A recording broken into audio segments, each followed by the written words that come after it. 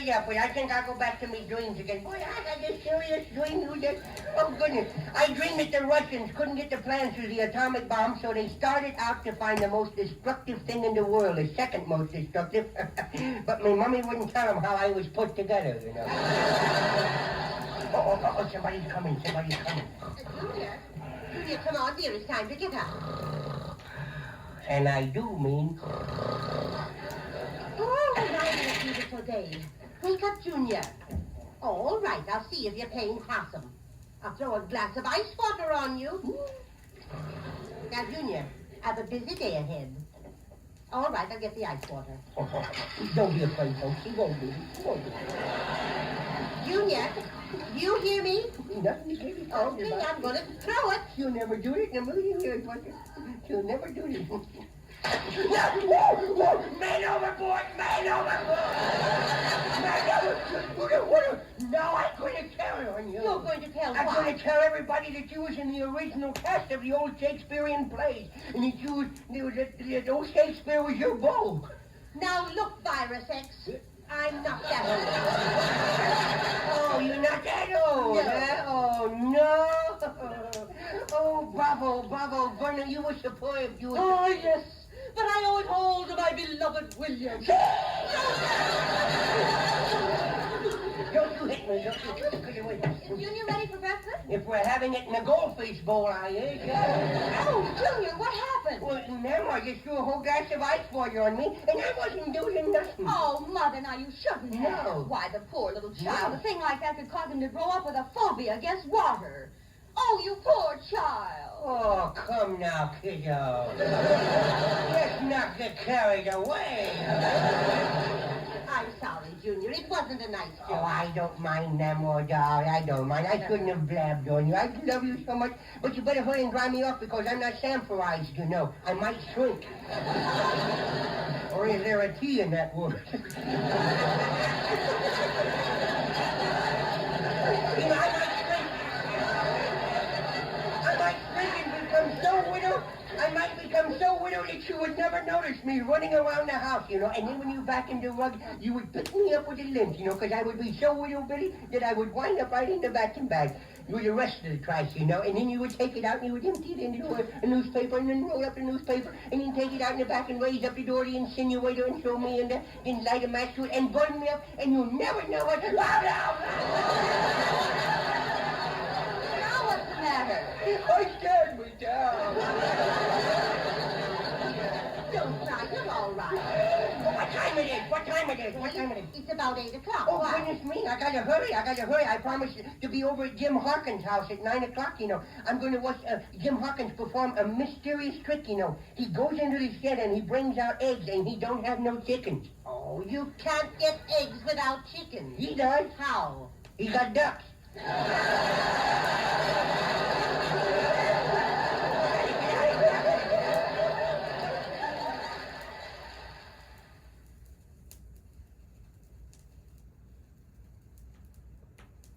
Hello, Fred, old boy. Fred, I've never seen you looking so well. Oscar, you stooping to flattery? Whatever has come over you? I don't know. Suddenly I'm a nice guy. It's terrible. How can I become my old repulsive self again? You mean you are happier as a rat? Yes. Well, Oscar, you have got to get hold of yourself. Why should I get hold of myself? I might get to like it and become an osteopath. Well, when did your personality reverse itself, Oscar? It started out in Hollywood, Fred. Well, tell me, what were you doing out in Hollywood? For my birthday, somebody gave me a pair of smoke glasses and some lavender wedgies. Where else can I wear them without people staring at me? Well, didn't you make a picture with Joan Crawford and John Garfield for the Warner Brothers? Yes. I suppose you play the piano in the picture? Whenever they send for me to come out to Hollywood, it always has something to do with a piano. Well, how do you mean? If it's a B picture, they want me to play the piano. Yeah? If it's an A picture, they want me to move the piano. Well, what about this picture you just finished? In this picture, I play the piano and move it. Well, tell me, how did you photograph? I'm hideous.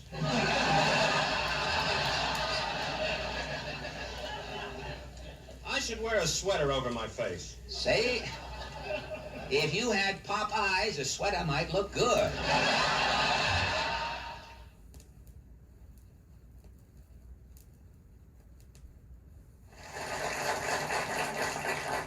Hello, Baron. Oh, it is good to see you. Charlie, my friend. Where have you been lately? Charlie, I was all over the world. Is that so? I was in Africa. Africa. And then I was in London, Paris, Rome. I was in Rome, then I went to Venice.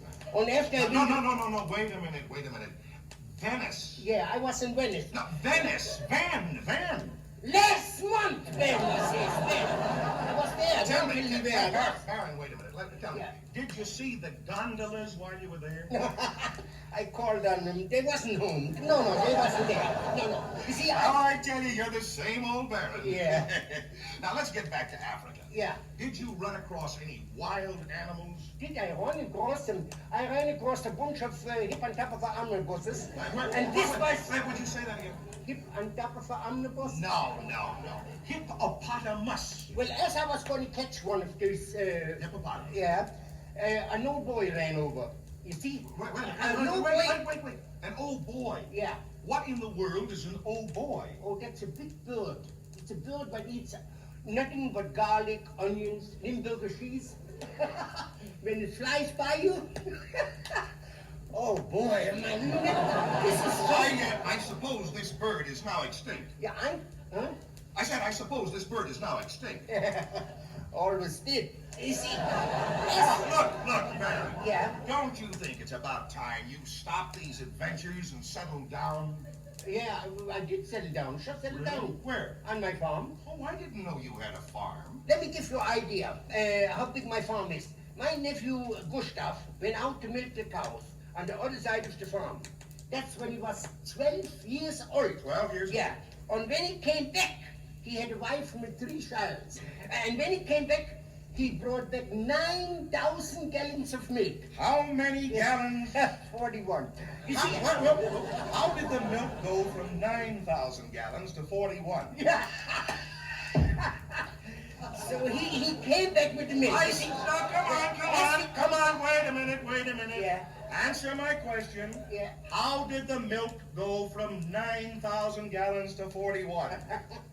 I condensed it.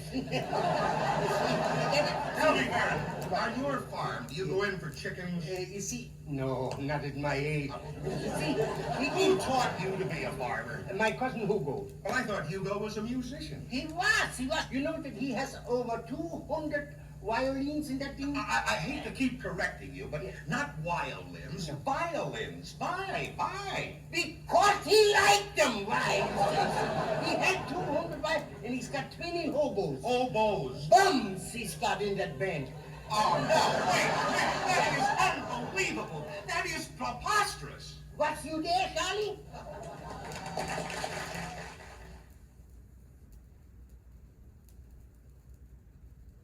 And now, friends, we present the program that reenacts historical events as though they were happening today. Bob and Ray was there. We take you now to Promontory Point, Utah, and ace correspondent Chet Sturdley. This is Chet Sturdley at Promontory Point, Utah. For weeks, the track laying crews from the west and the track laying crews from the east have been laying track. And they're now only 1 mile apart. When they meet here at Promontory Point, the tracks will be joined by a golden spike. And while we're waiting for the crews to meet, let's switch to ace correspondent Chet Ormsby.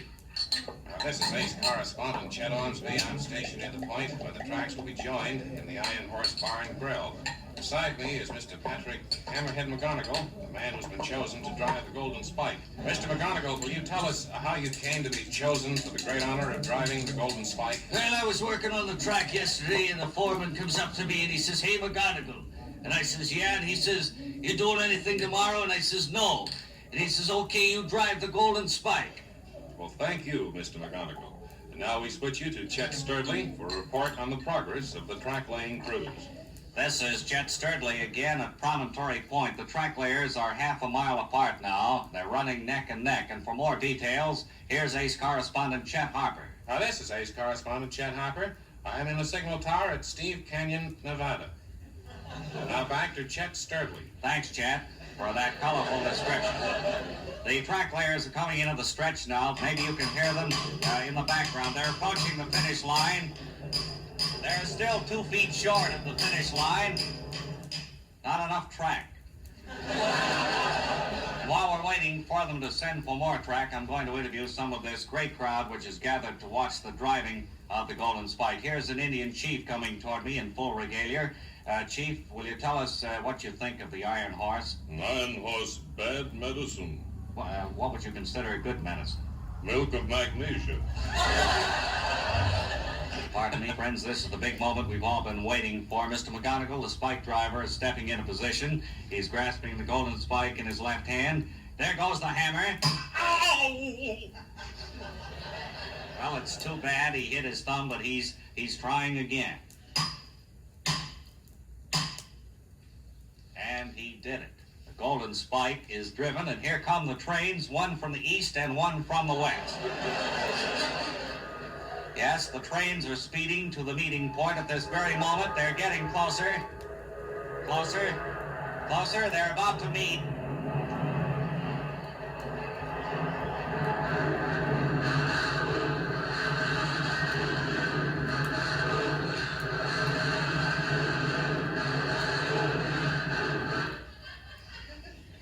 And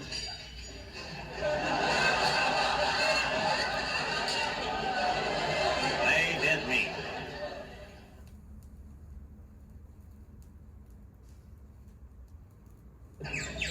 Good morning, Freddie, darling. Good morning, Tallulah, Angel. Sweetheart, I must say you look refreshingly well rested this morning. Yes, thanks to our wonderful Pasternak factory-tested Pussy Willow mattress. The mattress that takes all of the guesswork out of sleeping. Well, breakfast ready, Angel Face? Yes, sweetums, here's your coffee. Well, thank you, doll. Oh, peach fudge, you've spilled some on your bed. Good. Now I can try some of that Little Panther spot remover. Just spray some Little Panther on your vest and watch it eat the spot right out. And imagine, darling... Stop! Don't you dare move, Tallulah. Oh, darling. What have you done to your hair? That sheen, that brilliance. Well, I guess it's what so many society women are doing these days. I went to Madame Yvonne's hair do heaven. Well, it is divine. Your head looks like the back of a bunny, really. Oh, our canary. Little Yasha is so happy. He knows that the newspaper on the bottom of his cage is New York's leading daily.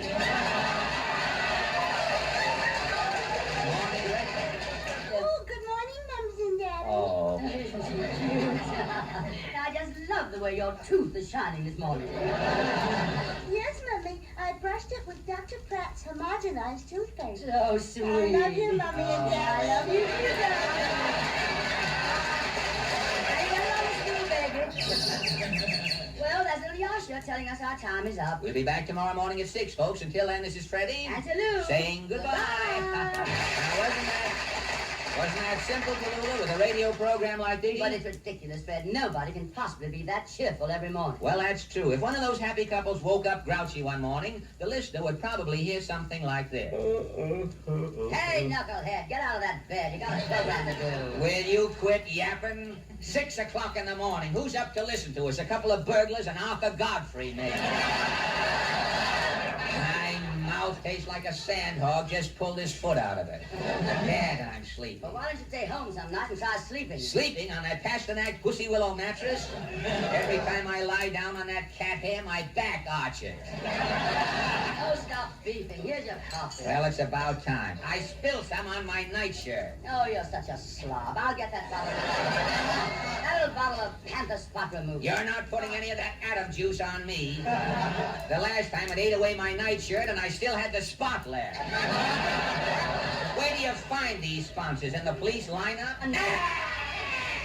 Your hair.